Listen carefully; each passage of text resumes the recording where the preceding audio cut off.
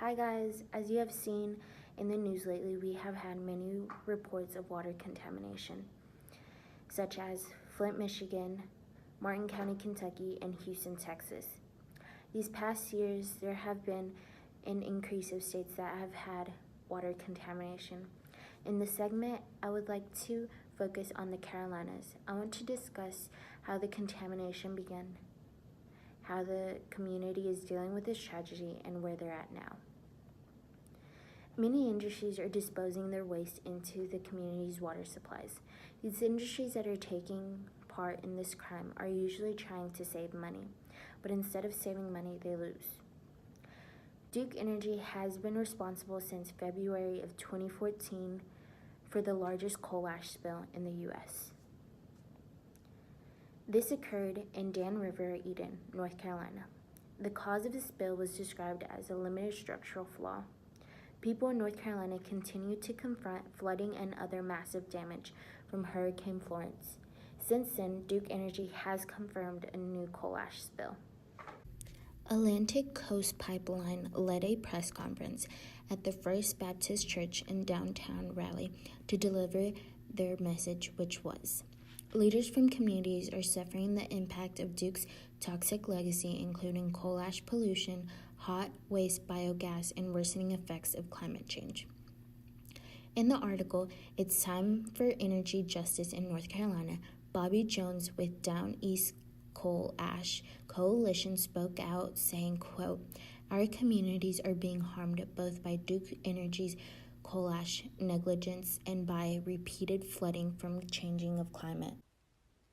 Coal ash contains very toxic heavy metals such as arsenic, chromium, iron, lead, and many more toxic chemicals. Coal ash sits on top of the water and usually stays in the same area.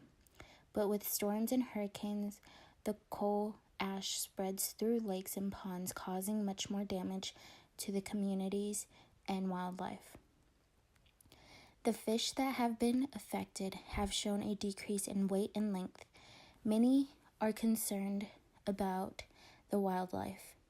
In the article, Southern Alliances for Clean Energy stated over 1 billion gallons of toxic coal ash inundating the Emery River and causing a massive fish kills and completely eliminated 19 species of fish from the almost 4,000 acres.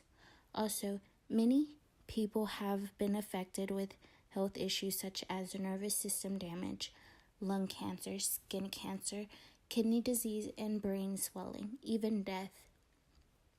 In the article, a coal ash spill made these workers sick. Now they're fighting for compassion, stated. Engineering failed to protect the workers, and it concluded that their exposure to toxic heavy metals and radiation in the coal ash could be responsible for their illnesses, from skin rashes to lung disease to cancer. We are all wondering what is being done to solve this situation. The communities believe that regulators are failing in their response to coal ash spills that Duke Energy is responsible for. And also, officials have been slow on taking water samples and holding the utility accountable. Duke Energy put out a statement saying coal ash had spilled at a landscape construction site during the storm, but cleanup had already begun, and it is unlikely there would be an adverse environmental effects. As Duke Energy is taking responsibility for spill, it does not take away the experience that families have had. I want to conclude this segment by just letting you guys know that what has happened these past years and still is happening today.